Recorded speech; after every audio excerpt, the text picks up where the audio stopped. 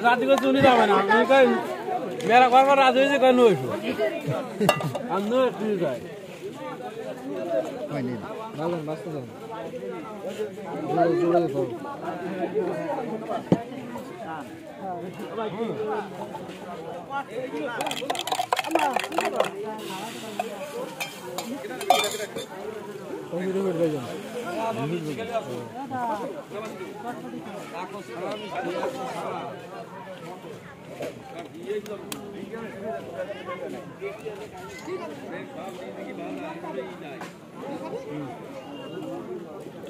हाँ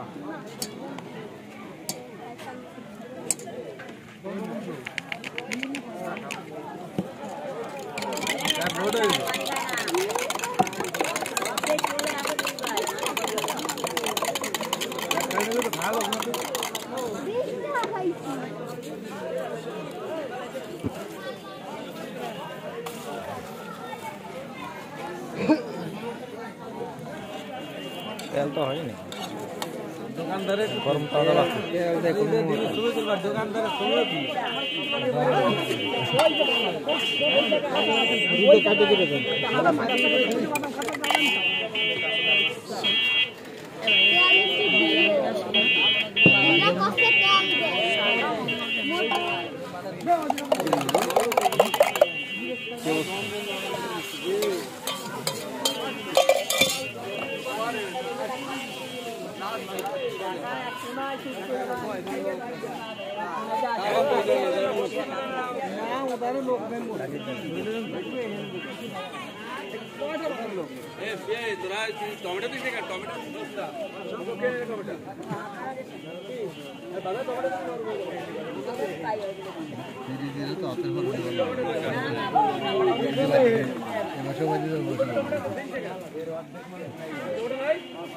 साफ दे दे साफ दे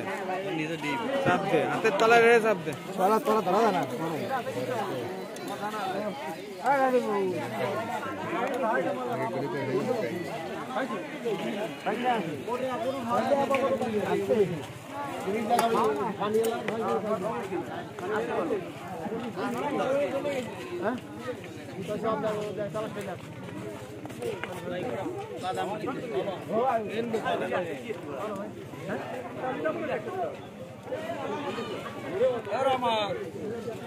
और हमार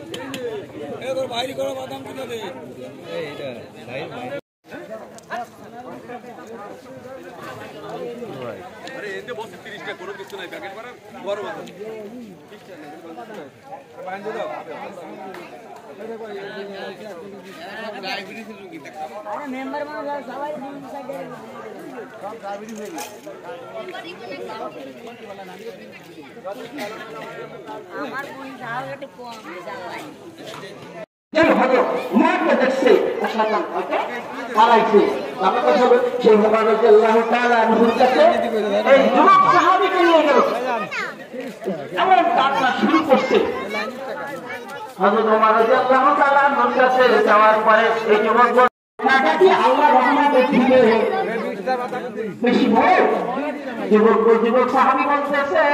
যে আমার মনে হয় আমার গুনাহটা আল্লাহর দয়া থেকে বড় আল্লাহ তাআলা বললেন হে যুবক তুমি বলো তোমার কি হয়েছে তোমার কান্না দেখে আমার বলতেছে যখন বলল তার গুনার কথা বললো আল্লাহ তাআলা বললেন হে যুবক তোমার গুনাহ মাফ হবে কিনা তুমি আমার এখান থেকে বিদায় নিয়ে চলে যাও অর্থাৎ তার গুনাহটা এমন নিকৃষ্ট গুনাহ, যেই গুনাহ হযরত ওমর রাদিয়াল্লাহু তাআলা আনহু শুনে বলছে, তুমি আমার এখান থেকে চলে যাও, তোমার মাফ হবে না। সাহাবী যুবক ওখান থেকে চলে গিয়ে হযরত আলীর কাছে গিয়া বললেন, এই গুনার কথা বললেন। হযরত আলী রাদিয়াল্লাহু তাআলা আনহু বললেন, হে যুবক, তোমার গুনাহ মাফ হবে কিনা, তুমি আমার এখান থেকে চলে যাও। হযরত ওমর বিদায় নিয়ে গেল, হযরত আলীও বললেন, তুমি আমার এখান থেকে চলে যাও। এরপর হযরত ওসমানের কাছে গেলেন, আর ওসমান রাদিয়াল্লাহু তাআলা আনহু শুনেও বললেন যে আল্লাহ মাফ করবে কিনা, তুমি আমার এখান থেকে বিদায় নিয়ে চলে যাও।